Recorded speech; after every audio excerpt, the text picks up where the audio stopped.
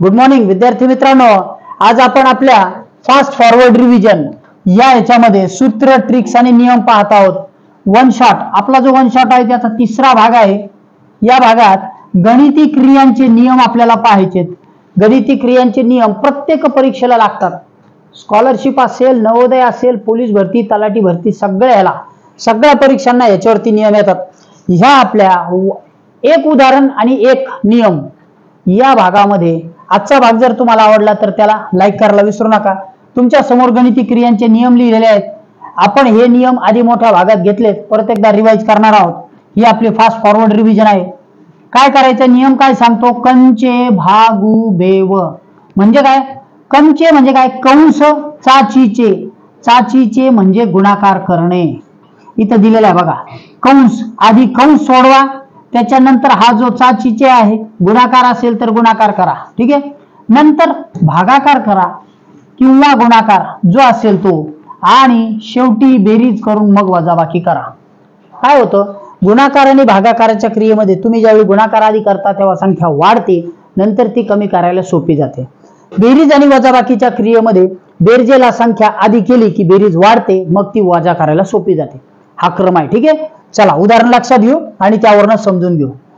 इथं एक पदावली किंवा एक समीकरण समजा पदावलीच आहे, ठीक आहे. तिची मांडणी केली, तिच्यामध्ये अनेक क्रिया इन्क्लूड आहेत. उदाहरण मुद्दाम सोपं घेतलेलं आहे नियम समजून सांगण्यासाठी, ठीक आहे. चला बघा, 15 भागिले कंसात 8 वजा 5 अधिक कंसाच्या बाहेर 5 गुणिले 7 वजा 35 आहेत. हे उदाहरण सोडवायचे. तुम्हाला सोडवायचे असेल तर व्हिडिओ पॉज करा, नसेल तर आपण सोडू. बघा इथं हे नियम इथं दिलेत. आधी कंस सोडवा असं सांगितलेलं आहे. इथं कंसात आहे 8 वजा 5. मग मी हे 15 भागिले तसेच करतो. 8 वजा 5 किती झाले, 8 हातून 5 गेले 3 आले. आता काय संख्या झाली, 5 गुणिले 7 वजा 35. नंतर काय सांगितलंय, कंस सोडवलेला आहे, यस. आता चाचीचे गुणाकार करून घ्या. कुठे आहे गुणाकार, भागाकार आणि गुणाकार जशी असेल तशी क्रिया करा. यांचा भागाकार काय होतोय, ज्या क्रमाने आलेत तसे करा. पहिला काय, भागाकार. याचं उत्तर 3 ने 15 ला भागलं 5 अधिक या दोघांचा गुणाकार 35 वजा 35. काय राहिलं, आता बेरीज करा. बेरीजेने काय होणार आहे, इथं बेरीजेने काय होणार, 40 वजा 35. उत्तर काय होणार, 5. किती उत्तर आले, ओके आले उदाहरण, व्हेरी गुड. जर तुम्हाला आपण केलेले नियम आणि कंस सोडवलेला आवडला असेल तर लाईक करायला विसरू नका. परत एकदा सांगतो काय केलं, ठीक आहे. बघा परत सांगतो, पुन्हा एकदा समजावून घेऊ. नियम काय सांगतोय, कंस भागू बेव. कंस असेल अशा क्रियांमध्ये तर आधी कंस सोडवा, नंतर गुणाकार. त्याला जर क्रिया असेल कंसाला गुणिले भागिले ती करा. जर गुणाकार आणि भागाकार एकाच वेळी आले तर ज्या क्रमाने आलेत, शब्द लक्षात घ्या, ज्या क्रमाने आलेत तसेच करा. आधी भागाकार असेल तर तो करा, नंतर गुणाकार करा. पण नंतर मात्र शेवटी बेरीज आणि वजाबाकी, आधी बेरीज करा मग वजाबाकी. या क्रियेत आपण तेच केलं. इथं 15 भागिले कंसात 8 5 होते, 8 हातून 5 वजा केले 3 आले, इथं मांडले. नंतर खालची क्रिया करताना भागाकार आधी आला होता, गुणाकार नंतर. मग आपण आधी भागाकार केला, 3 ने 5 ला भागलं, 15 ला भागलं 5 आले. त्यानंतर ह्या दोघांचा गुणाकार होता तो 35 केला. आता काय सांगितलंय, बेरीज आणि नंतर वजाबाकी. मग 5 अधिक 35 केले 40 झाले, 40 मधून 35 वजा केले, उत्तर आले 5. अशा प्रकारे आपण आता नियम समजून घेतला, गणिती क्रियांचे नियम. याला बोर्डमासचा नियम सुद्धा म्हणतात, ठीक आहे. ओके, नियम आवडला असेल तर लाईक करायला विसरू नका. पुढचं सूत्र अवश्य बघा. आपल्या या फास्ट फॉरवर्ड रिव्हिजन मध्ये पुढच्या याच्यामध्ये आपण अपूर्णांकातल्या महत्वाच्या बाबी पाहणार आहोत. यानंतर आपण अपूर्णांकाच्या एक एक महत्वाच्या बाबी आणि नियम यांना उजळणी देणार आहोत, रिव्हिजन घेणार आहोत. तुमच्या समोर पहिली बाब आहे, समान छेद असतील तर सरळ सरळ बेरीज किंवा वजाबाकी करा. छेद समान म्हणजे काय, बघा इथं आपण उदाहरण लिहू, 5/7 अधिक 3/7, 5/7 अधिक 3/7, ठीक आहे. हे उदाहरण आहे. याचं वाचन कसं करणार, 5/7 3/7, ओके. आता पहिला नियम किंवा पहिलं महत्वाची बाब काय आहे, छेद समान असतील तर सरळ सरळ बेरीज किंवा वजाबाकी करा. छेद समान आहेत का याचे, यस. रिव्हिजन घेत आहोत. एक नियम एक उदाहरण. छेद समान असल्यामुळे यांची बेरीज करा. सरळ सरळ किती होईल? हा छेद इथं तसाच मांडतो. 5 अधिक 3 किती आलंय? 8/7 आलं. हा झाला पहिला नियम आणि त्याच्यावरचं उदाहरण. दुसरं, जर यातच वजाबाकी असती तर, समजा यात वजाबाकी असती तर काय केलं असतं आपण? इथंच 5/7 वजा 3/7 असते, तर मग छेद समान असल्यामुळे आपण काय केलं असतं? 5तून सरळ 3 वजा छेद 7 मांडला असता. इथं आले असते 2/7. हे झालं उत्तर पहिल्या 2 बाबींचं, या महत्वाच्या नियमाचं. त्यानंतर पुढचं जे उदाहरण आहे, पुढचा नियम आहे तो सांगतो. हा नियम समजला असेल तर लाईक करायला विसरू नका. चला पुढचा नियम लगेच समजून सांगतो. काय आहे?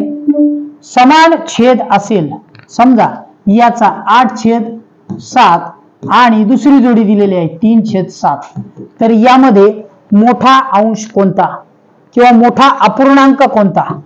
कोणता अपूर्णांक मोठा आहे यामध्ये? हा नियम आपल्याला बघायचा आहे. कोणता अपूर्णांक मोठा आहे? छेद समान असल्यामुळे ज्याचा अंश मोठा तो अपूर्णांक मोठा. ज्याचा अंश मोठा तो मोठा. हा अंश मोठा असल्यामुळे हा अपूर्णांक मोठा. आलं लक्षात? 2 नियम आपण यात समजून घेतले. आणि लहान कोणता? हा, कारण समान केलेल्या 7 भाकरीचे 7 तुकडे केल्यापैकी 3 घेतले आणि इथं त्याच भाकरीचे 8 तुकडे घेतले किंवा त्याच्यापेक्षा अधिक घेतल्यामुळे मोठा भाग किंवा हा होईल. ठीक आहे, आला नियम लक्षात?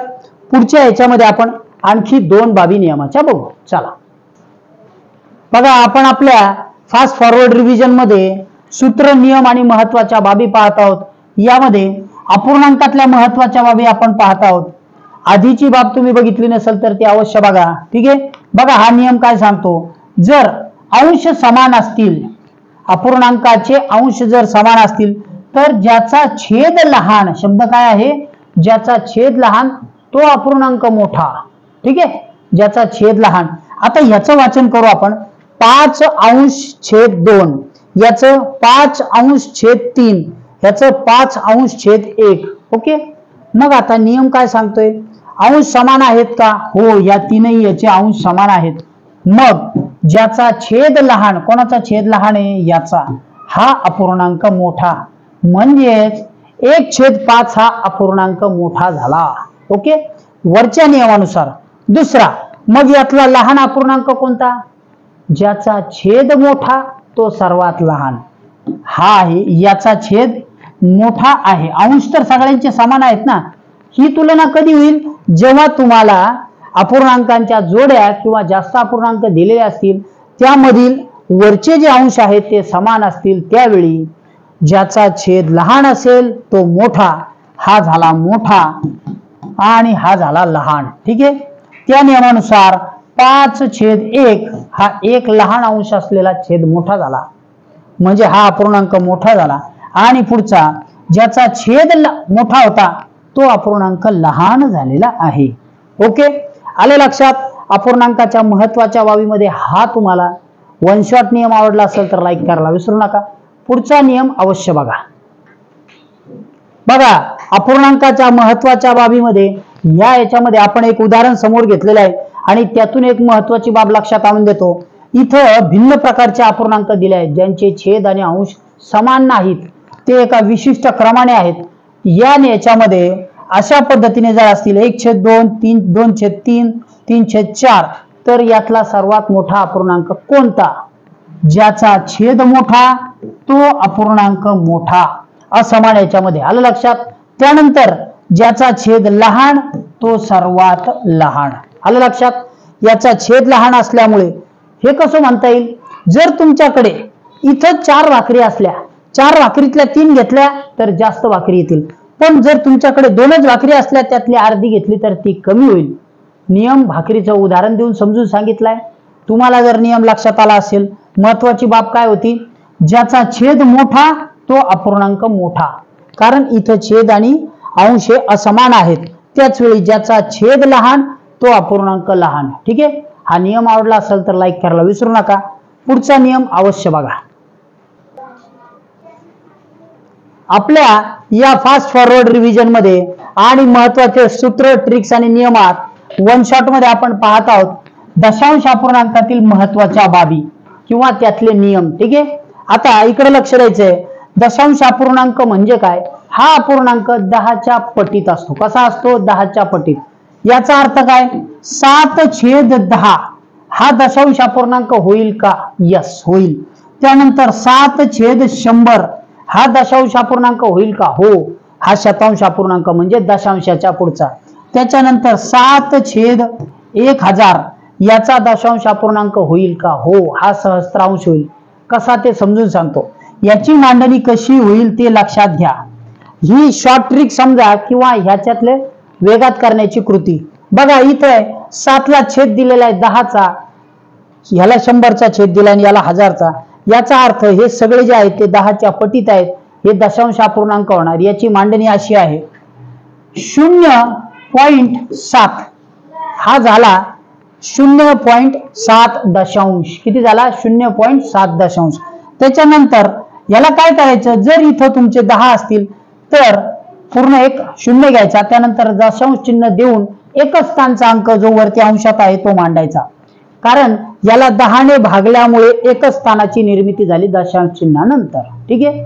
त्याच्यानंतर इथं जर असेल, जेव्हा या 7ला 100ने भागले तेव्हा दशांश चिन्हाच्या पलीकडे 2 अंक येतील. कारण हे इथं 2 शून्य आहेत, एक शून्याचा आणि एक वरच्या अंकाचा. याची मांडणी होईल 0.07 हा झाला 0 शतांश. बरोबर, म्हणजे 100ने भागल्यामुळे तयार झालेला शतांश. ठीक आहे. पुढचा सहस्त्रांश. एक उदाहरण आपण असं बघितलं वाचनाचं. दुसरं, आता तिसरं पाहत आहोत. जेव्हा या 7ला आपली जी सिरीज आहे ती एक उदाहरण आणि एक नियम अशी आहे. ठीक आहे. 7/1000 असं आहे. याचं लेखन किंवा वाचन असं केलं जातं. 0 दशांश चिन्हानंतर 3 स्थळे, कारण इथं 3 शून्य आहेत, 2 शून्याचे आणि एक वरचा अंक जो अंशामध्ये होता. अशा प्रकारे याचं वाचन करतात. 0 दशांश चिन्ह 007. आले लक्षात? या महत्वाच्या बाबीमध्ये आपण दशांश अपूर्णांक हा 10च्या, 100च्या आणि 1000च्या पटीत असतो हे बघितलं, त्याचं वाचन बघितलं. ही ट्रिक किंवा हा वन शॉट जर आवडला असेल तर लाईक करायला विसरू नका. पुढचं सूत्र अवश्य बघा. आपल्या या फास्ट फॉरवर्ड रिव्हिजन मध्ये सूत्र, ट्रिक्स आणि नियम यात आपण आज अपूर्णांकाच्या महत्वाच्या बाबी पाहणार. या वन शॉट मध्ये अतिसंक्षिप्त रूप देण्यासंदर्भातले काही महत्वाची गोष्ट किंवा उदाहरण तुमच्या समोर आणतो. 3 अपूर्णांक लिहिलेले आहेत. याला संक्षिप्त रूप देणे म्हणजे काय? एकाच समान अंकाने वरच्या आणि खालच्या याला भागणे. ठीक आहे. समान अंकाने म्हणजे काय? जर 2/4 आहे, याला समान अंकाने भागलं तर काय होतं? 2ने भागा याला, 2 1 2, 2 2 4. याचाच अर्थ हा आणखी छोटा झाला म्हणजे अतिसंक्षिप्त झाला. 2 भागापैकी एक भाग घेतला, याचं वाचन अर्धा असंही होतं. काय होतं?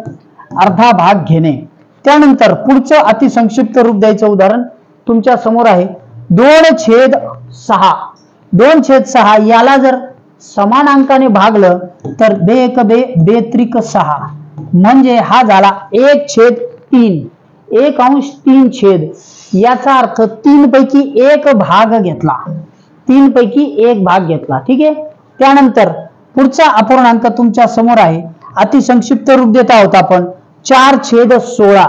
4/16 याला समान अंकाने भागलं तर 4 1 4, 4 4 16 म्हणजे 4 भागांपैकी एक भाग घेतला, यालाच पाव भाग असे म्हणतात. व्यावहारिक भाषेत 4 पैकी एक भाग घेणे म्हणजे पाव भाग. जर आपण भाकरीचं उदाहरण घेतलं, एक पूर्ण भाकर आहे, हिचे 4 तुकडे केले, यातला एक रेखांकित भाग घेतला म्हणजे चौथ्या हिश्श्यातला एक भाग घेणे, याचा अर्थ पाव भाग घेणे. आले लक्षात? त्यानंतर जर 4 भागांपैकी 3 भाग घेतलेले असले, 4 भागांपैकी 3, तर याला पाऊण असे म्हणतात. काय म्हणतात? ह्याला पाऊण भाग घेणे असे म्हणतात. आले लक्षात? आपण अर्धा, पाव आणि पाऊण समजून घेतले. अतिसंक्षिप्त रूप देण्याचं आणखी एक उदाहरण तुमच्या समोर ठेवतो. अतिसंक्षिप्त रूप देण्याचं. ठीक आहे. बघा, हे उदाहरण आहे 36/48 असं. याला आपण अतिसंक्षिप्त रूप देणार आहोत. तुम्ही कशा पद्धतीने देता येईल ते बघा. तुम्ही सुद्धा देऊ शकता. ह्याला समान अंकाने भागा. मी आधीच सांगितलं 2 ने याला भागा. काय होईल बघा. जसं असेल तसं आपण ह्याला भागू. ठीक आहे. बघा बरं, समान अंकाने भागायचे. 2 ने भागा. बे एक बे, एक आला हातचा, इथं झाले 16, बे 8 16. ठीक आहे. त्याच्यानंतर बे दुनी 4 आणि बे चौक 8. हा अपूर्णांक झाला 18/24. अजून याला 2 ने भाग जाईल. आपण पुढे पुढे जाणार आहोत. बे 9 18, परत ह्याला खाली जाईल. बे एक बे आणि बे दुनी 4. हा आलाय 9/12. याला आणखी एका समान अपूर्णांकाने भाग जाईल. विभाज्यतेच्या कसोट्यांचे पण आपले वन शॉट आहेत ते अवश्य बघा. याला 3 ने भाग जातो कारण ह्या दोनही संख्या 3च्या पाढ्यात आहेत. ठीक आहे. 3 त्रिक 9 आणि 3 चौक 12. आता हे झालेला आहे, हा अपूर्णांक झालेला आहे 3/4. हा झाला अतिसंक्षिप्त. का? कारण हे 2 अपूर्णांक समविषम झाले. आता यांना भाग जाऊ शकत नाही. ठीक आहे. हे याचं अतिसंक्षिप्त रूप झालं. ह्याच्या नंतर जर याला भाग दिला तर ते दशांश अपूर्णांकात निघेल. ठीक आहे. ओके, आले लक्षात.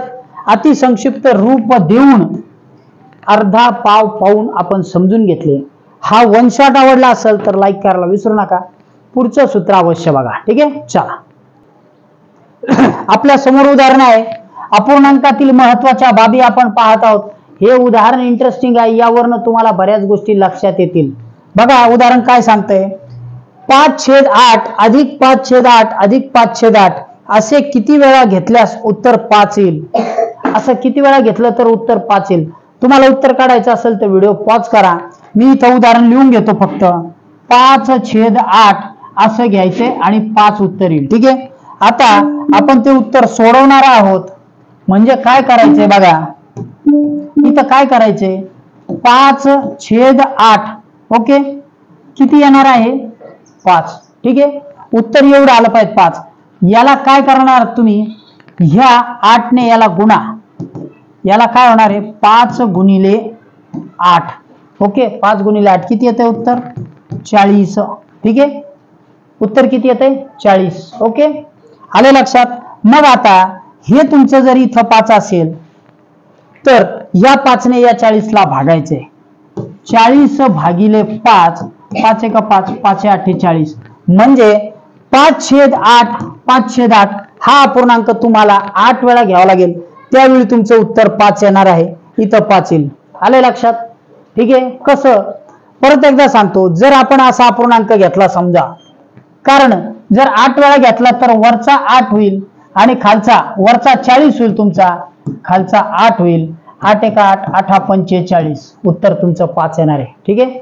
म्हणजे हा अपूर्णांक तुम्हाला 8 वेळा घ्यावा लागेल. आले लक्षात. चला, उदाहरण आवडलं असेल तर लाईक करायला विसरू नका. आपल्या सूत्र, ट्रिक्स आणि नियम या वन शॉट रिव्हिजन मध्ये समूहाच्या संदर्भात अपूर्णांकाची पट आपण पाहत आहोत. समूह म्हणजे काय. 24 हा एक समूह आहे. समजा 24 हा समूह आहे. याची पावपट करायची आहे. पावपट म्हणजे काय. 1/4 हे आपण आधीच बघितलं. 4 भागांचा एक भाग घेतला म्हणजे एक पाव घेतला. भाकरीचं उदाहरण मी सातत्याने देत असतो. पूर्ण भाकर असेल तिचे 4 तुकडे केले, त्यातला एक भाग घेतला. 4चा एक भाग पाव. आता आपल्याला 24 ची पावपट करायची आहे. 24 ची पावपट म्हणजे काय. 1/4 गुणिले 24. 24 गुणिले 1/4. ठीक आहे. याला संक्षिप्त रूप देऊ, आपोआप उत्तर येईल. 4 एक 4, 6 चौक 24. 6 गुणिले 1 उत्तर 6 येतं. 24 ची पावपट उत्तर 6 येतं. आलं लक्षात. ओके. आता 24 ची निमपट. 24 ची निमपट म्हणजे काय. 1/2. 1/2 म्हणजे काय. अर्धे करणे. 24 चे निम्मे करणे. 24 गुणिले 1/2. याचं उत्तर किती. तुम्ही तोंडी जरी केलं 24 चे निम्मे तरी तुम्हाला माहिती ते 12 येतात. अपूर्णांकाने कसे काढायचे. बे एक बे, बे एक बे, बे दुनी 4. 12 गुणिले 1 याचा अर्थ उत्तर आलं 12. 24 ची निमपट 12 आहे. काय आहे 24 ची निमपट 12. आले लक्षात. 2 अपूर्णांकांची आपण निमपट केली किंवा ज्या समूहातील संख्या होत्या त्यांची निमपट केली. आणखी एक उदाहरण घेऊ. जर तुम्हाला 24 ची पाऊणपट किंवा पावपट म्हटलं तर किती येईल. 24 ची पाऊणपट पाऊणपट म्हणजे 4 भागांपैकी 3 भाग घेणे, बरोबर. 4 भागांपैकी 3 भाग घेणे. 24 ची पाऊणपट किती सांगता येईल का? उत्तर सांगा. 24 ची पाऊणपट किती? बघा परत ह्याला संक्षिप्त रूप द्या. 4 एक 4, 4 सक 24, 6 गुणिले 3, 6 गुणिले 3 बरोबर आलं 18. 24 ची 3/4 पट म्हणजे 18. आले लक्षात? कसं? बघा 6 अधिक 6 अधिक 6, 24 हे 3 वेळा घ्या 18 होतात. 24 हे 2 वेळा घ्या, 6 हे 3 वेळा घेतले तर 18 होतील. आपण पावपट काढली होती. तेच 6 जर 2 वेळा घेतले तर 12 होतील. आले लक्षात? ओके. तुम्हाला समूहाच्या संदर्भात अपूर्णांकाची पट करण्याचे नियम आणि महत्वाची बाब आवडली असेल तर लाईक करायला विसरू नका. पुढचं सूत्र अवश्य